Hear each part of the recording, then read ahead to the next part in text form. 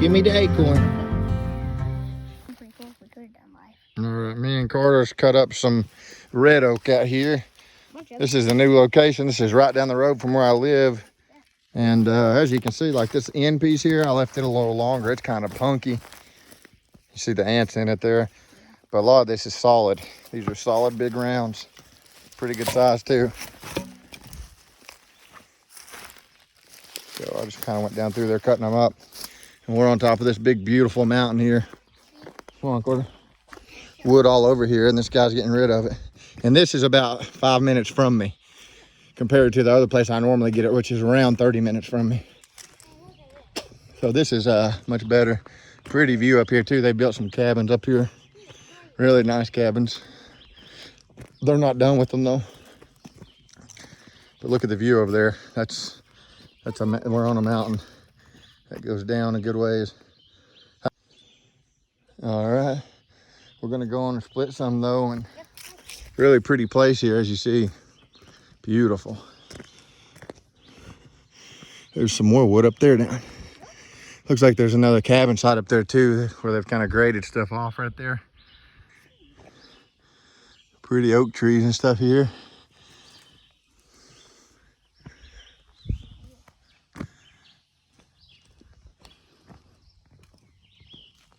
There's a pine here.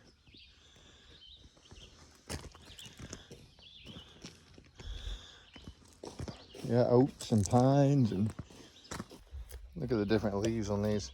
Like that, I don't know what that is.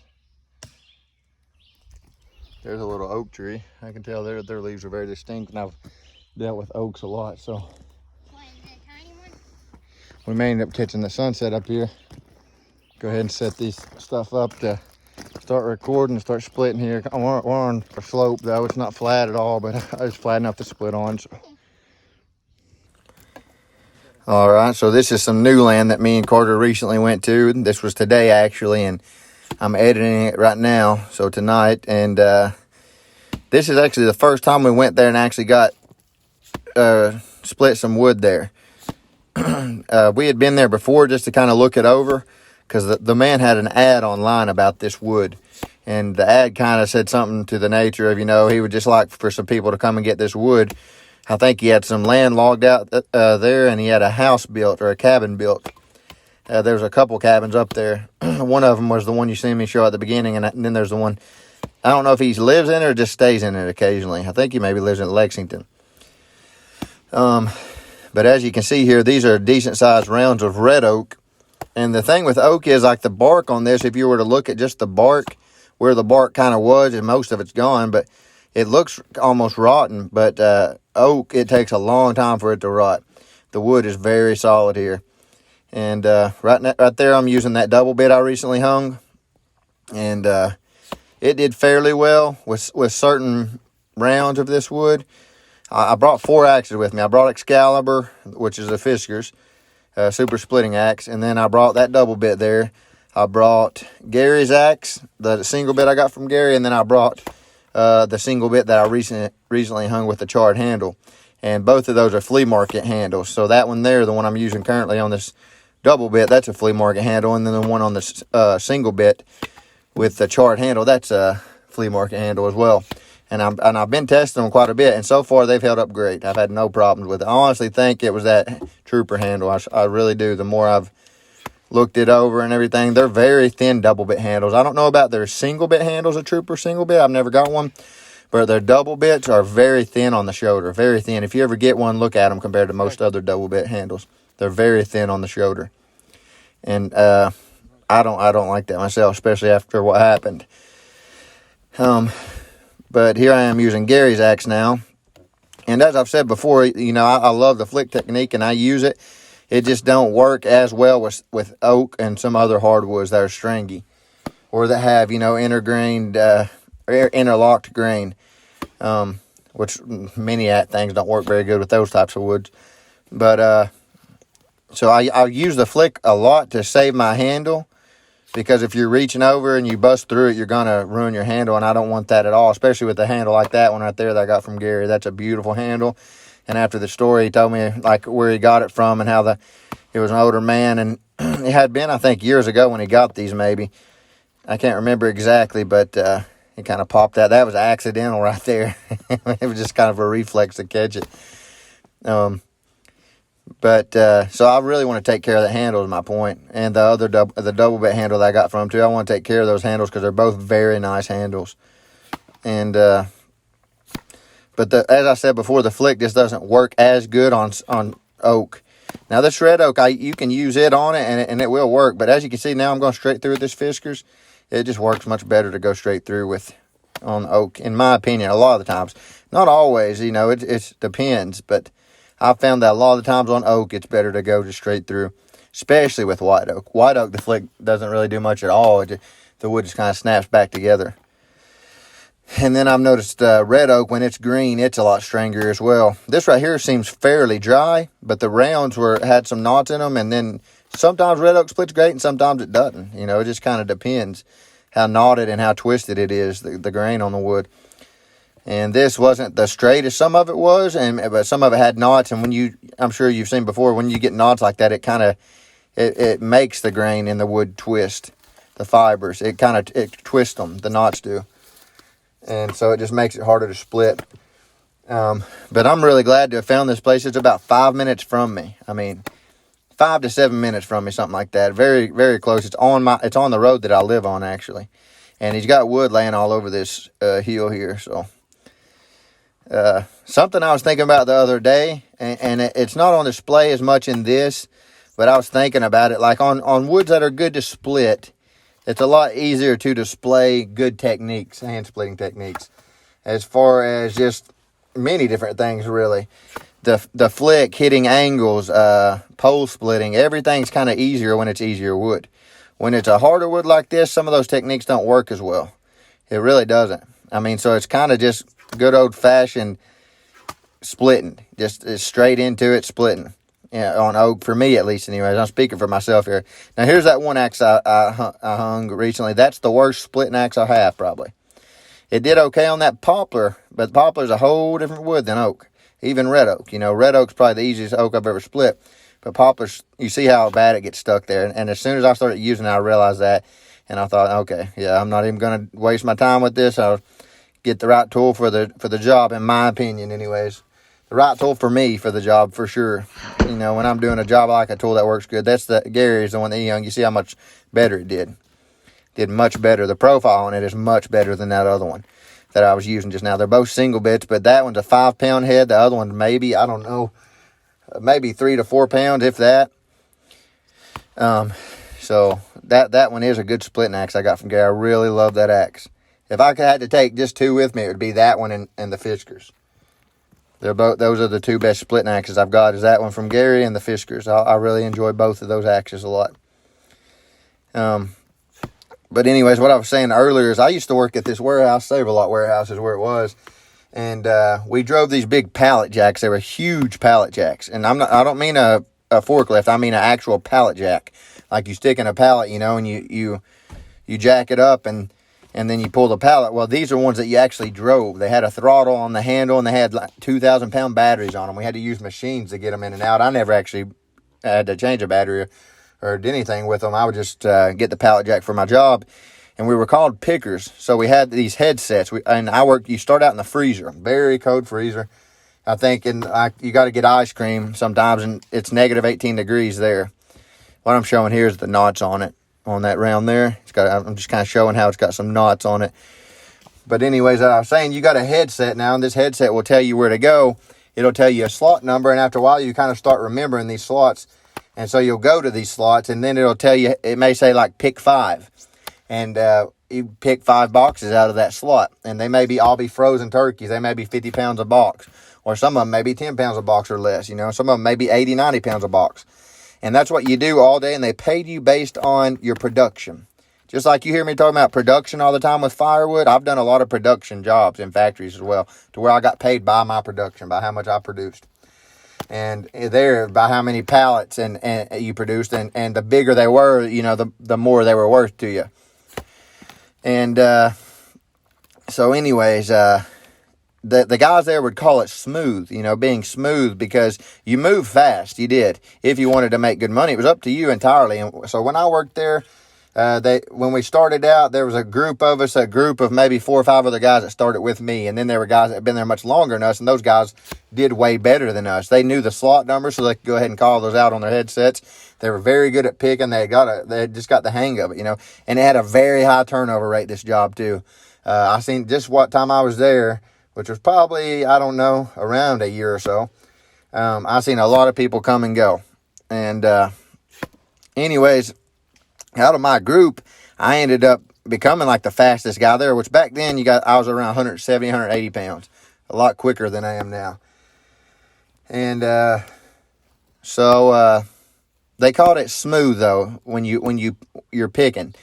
So when you were picking these case picking, and what it was the way they moved. Some of them didn't really run; they just moved fast. And then the way they palletized their boxes was very smart too. You have to tie them in good. And then they called it rough if you wasn't smooth. And when I started out, I was very rough. I was probably one of the roughest guys there. I was getting higher numbers than anybody that had started in my group, at least at the beginning anyways.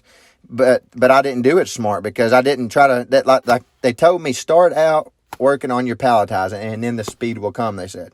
They said, just get used to palletizing, try to learn these slot numbers, and your speed will come naturally after that.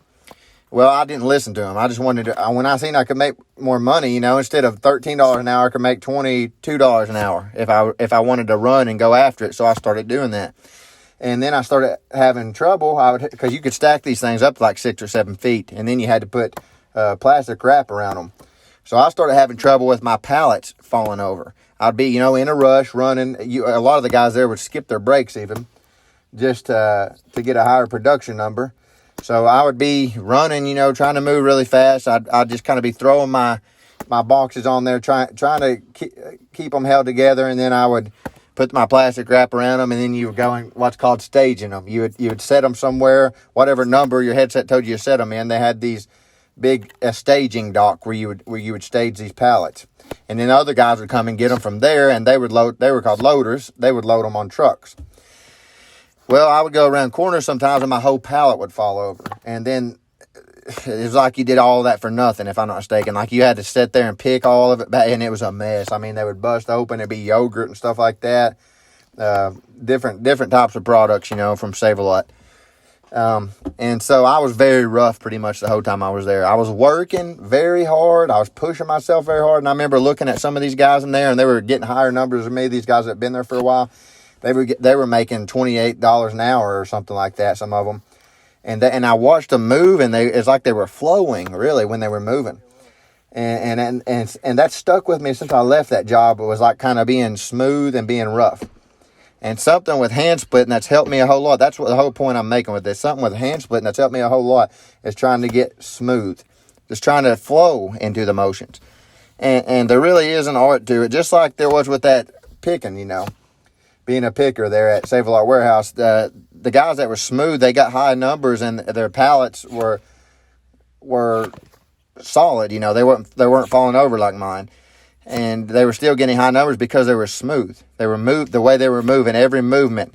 There was hardly any wasted motion in their movements. And that's how I try to do with hand split. I try not to waste my energy in stepping all the way around the round if I don't have to. When I'm looking at the wood and I see another place I can split, and after you do it so many times, you learn these things.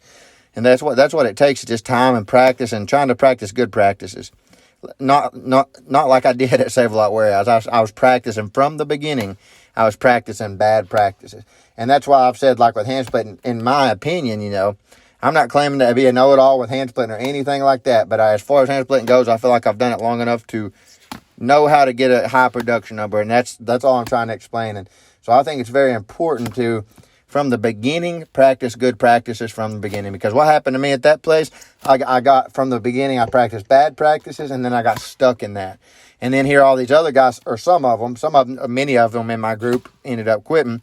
But some of them ended up getting higher numbers than me, and it's because they were smooth. It wasn't because they was moving faster than me. It's because they were smooth, and they were palletizing right. They weren't having trouble with their pallets falling over. And so I just think that applies to lots of different types of physical labor, being smooth. I palletized at another factory as well. That's all I did all day was palletize there. I would take boxes off of a conveyor belt, and I would turn, and I would try to, not even step. Just kind of lean over, set that on the pallet, turn back, grab it, and you do that all day pretty much. And you have to tie your boxes in. There's a certain way to palletize to where it makes the pallet solid to where it won't fall over. And so that's what I'm saying with practice and good practice from the beginning. I think that's very important. And the same thing applies with hand splitting. If you are just starting out with hand splitting, I would just recommend try to practice good practices from the beginning. And I was very fortunate to do that because I watched other men online. Buck and Billy Ray is who I learned from, as many of you know that man.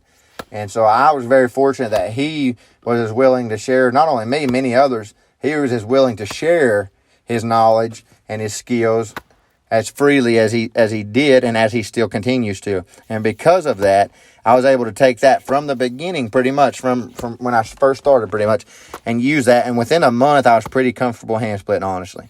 Of course, over time, I grew better and better at it. And now it's been about around 5 years that I've been doing it. And that's every year during the winter, consistent. This winter will make my 5th year, actually. So I'll have 4 years down altogether.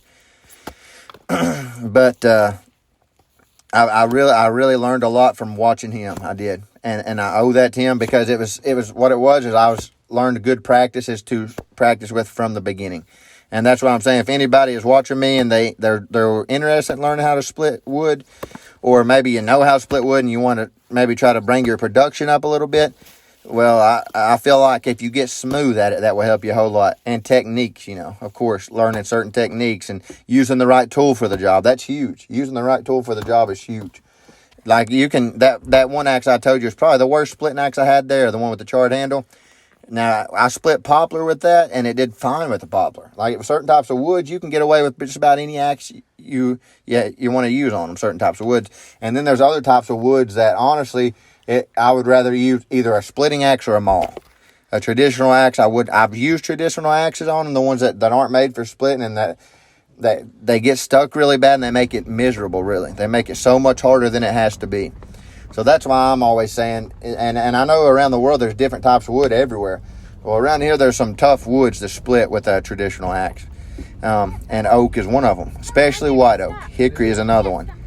But anyways, I ended up rambling on a lot more than I intended to, talking about that job. This video is almost coming to an end already. There was a little turtle, a tarpon that Carter spotted. I didn't even see it, so I'm glad he did.